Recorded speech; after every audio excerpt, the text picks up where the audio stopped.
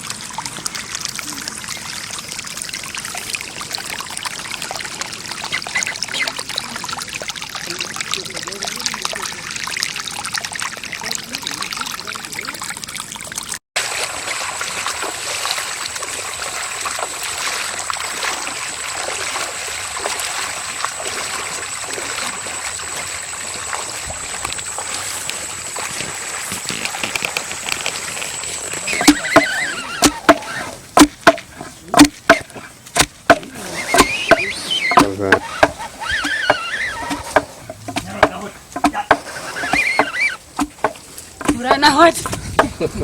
Jatang deh. Nyai benih abu dah. Buang. Cakap kuan maro. Bor kan yang jadi gua bor nuare yang mana. Bor kan yang jar raja ban. Cina ke ramai yok ban ke belol. This village has experienced a number of damages that include animals reported to have been killed by the torrential rains and the stagnant water there in the village. The crops have been submerged away and houses collapsed due to this persistent rainfall in the area. The communities here have also reported the increase and rising number of the snakes and other reptiles that also threaten the livelihood of the community in the area.